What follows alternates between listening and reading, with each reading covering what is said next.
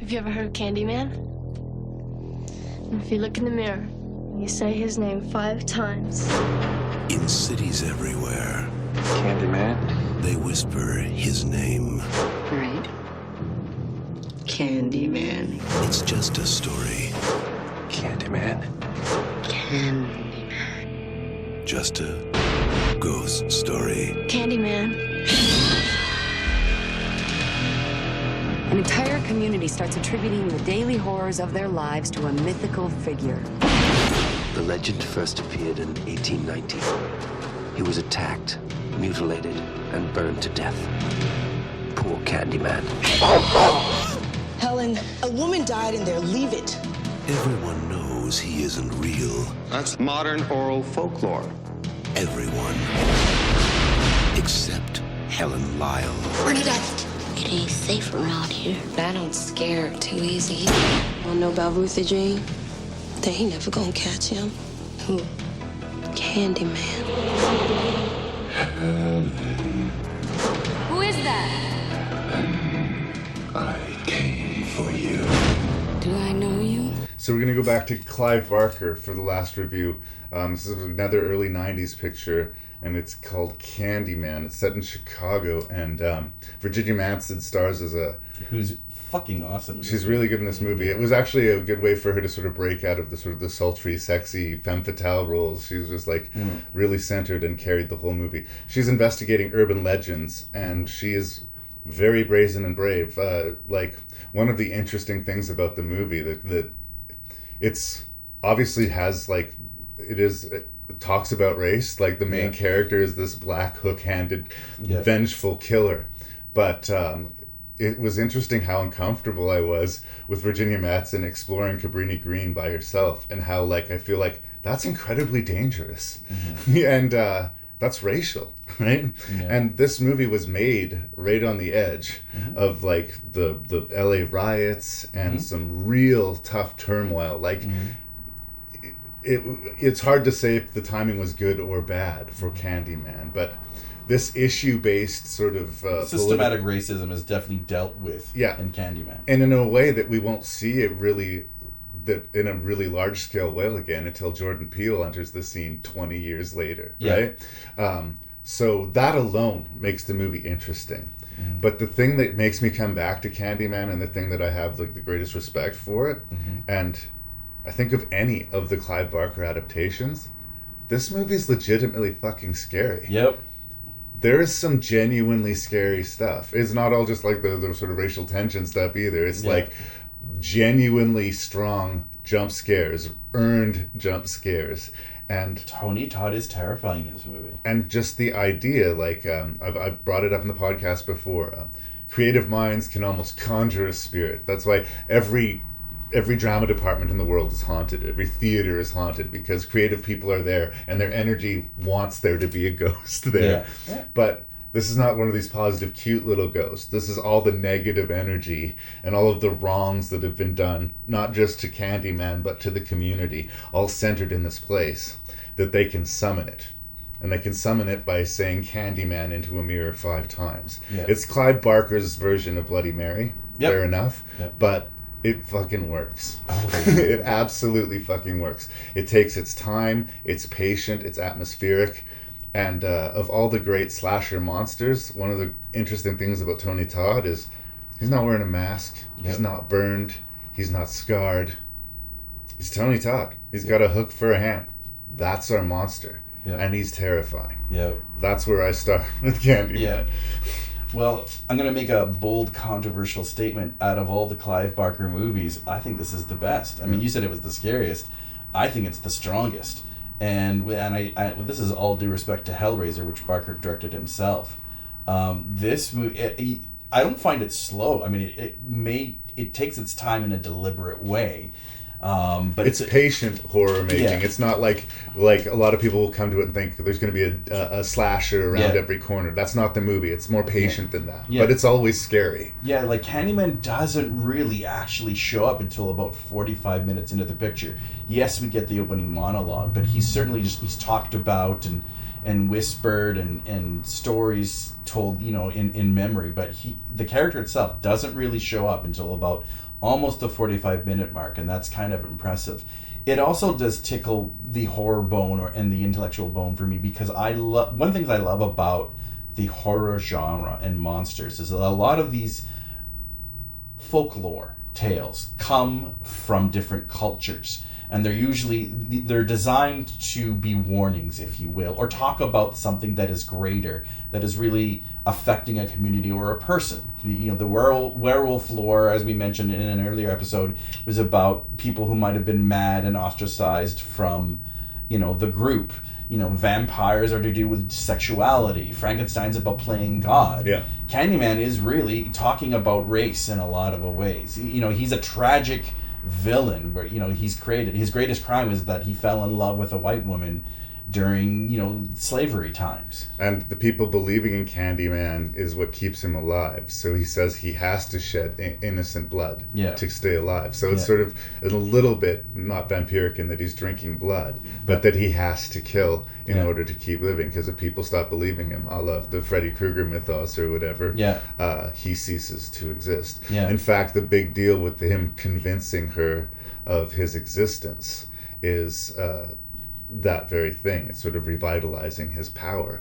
It actually has a parallel to another early 90s horror movie called Mr. Frost, where the devil comes to Earth in the shape of Jeff Goldblum to convince the most atheist non-believer that he can find in the world that the devil is here and the devil is real. I think, again, it's not just a seduction of her, although that's definitely part of it too. It's like a complete having her give over to everything she didn't want to believe was true. And it's her slow downfall, and because we like her so much, it stings.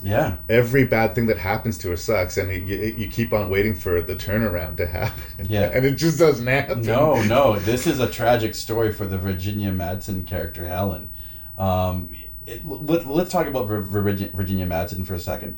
This is an actor that I'm surprised hasn't been as big as she could have been in a lot of ways. She was supposed to have a career resurgence after Sideways. But that didn't happen, I guess. And she's really, really good.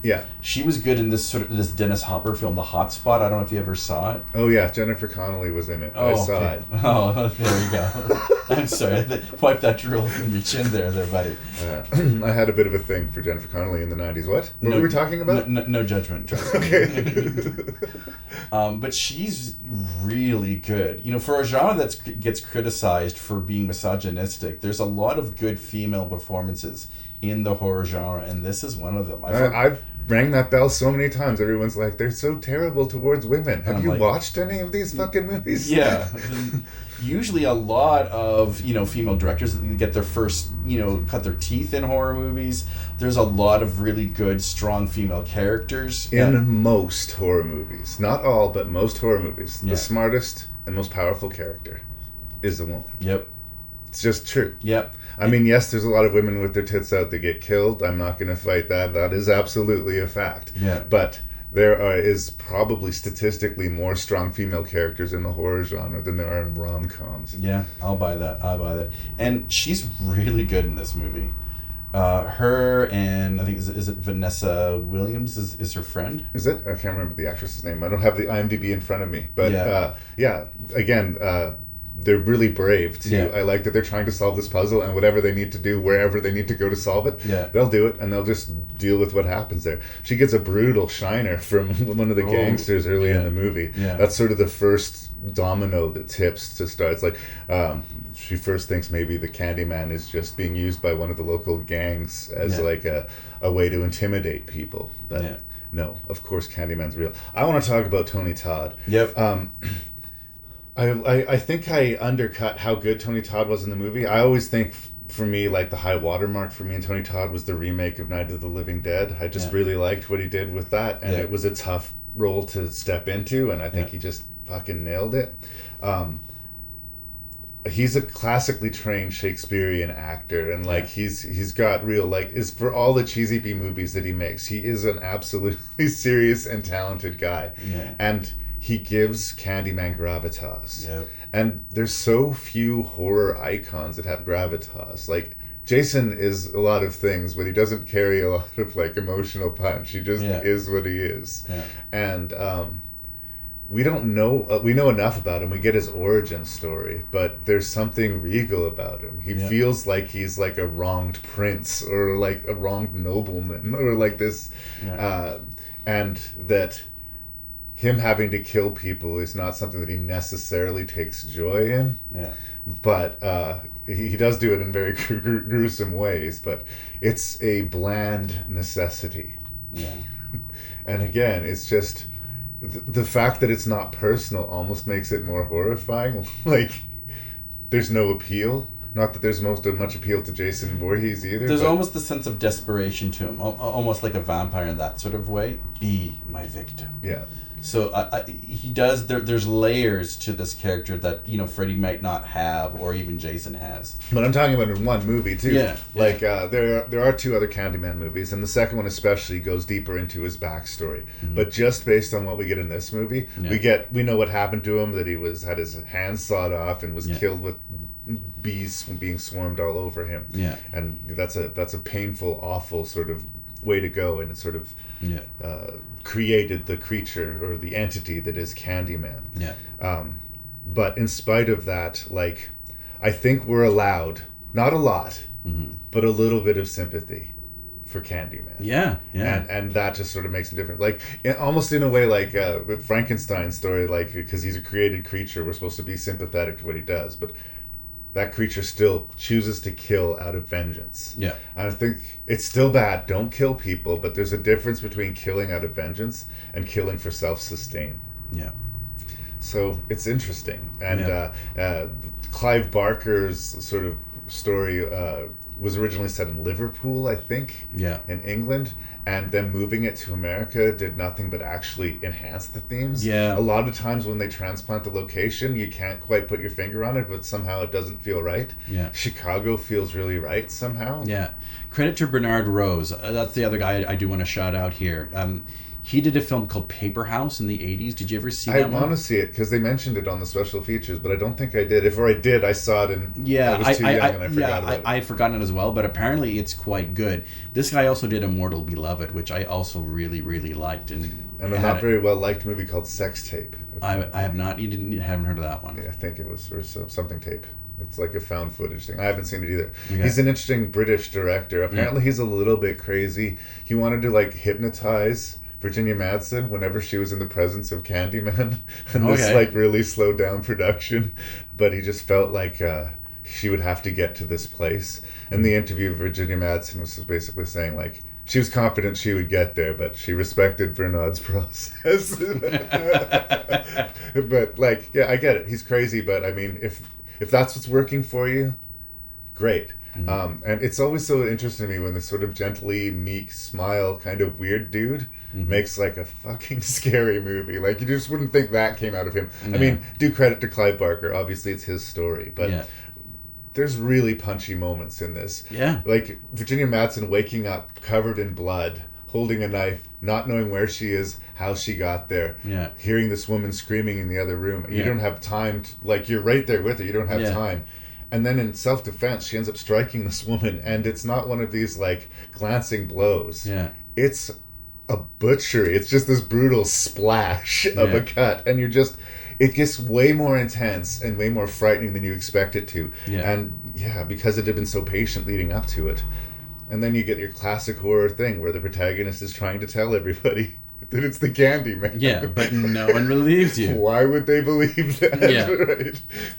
So I guess what we're saying is that the movie works. Like I haven't said anything negative. No. Even though it's made in the early 90s, I do think it's aged fairly gracefully. There's some maybe fashion things. There's that actor from The Walking Dead who's in it, who plays her scummy boyfriend. I can't remember his name, but he shows up in friggin' everything. Yeah. He's in like Terminator 2. He's in The Rock. He's in like... one of those familiar character actors. Yeah, and like it seems like I've just been bumping into him again and again, and like even movies from the early 90s. It's a really enviable position, I think, to be in as an actor, where you're constantly working, but you're still sort of somehow invisible. Yeah. I have a lot of respect for that. Do you have his name there? No, I'm just getting it right now. This is what editing's for. Stupid internet. Anyway, it's Xander Berkeley. Xander Berkeley, we'll say it is. We nailed it, knew it all the time. Mm-hmm. Is there anything else you want to say about Candyman? Have we sufficiently gushed over this one? No, I just want to correct myself. It's Casey Lemons, who's also become quite the filmmaker as well, who plays the best friend. Oh, okay. Casey Lemons, not. That's Vanessa that did something. Vanessa Williams is the mother mother. whose son gets kidnapped. Okay. Yeah. But yes, Casey Lemons is quite the talent as well. I really loved her East Bayou she did years later with Samuel L. Jackson. There's a reason why Candyman made my top 25 of the best horror films. It is a strong horror film, and like I said, I love that whole urban legend themes that it discusses, because I do think a lot of our great horror stories do come from urban legends. Yeah. So that's another thing that I just love about Candyman. It's a great movie, and you should see it. Sold.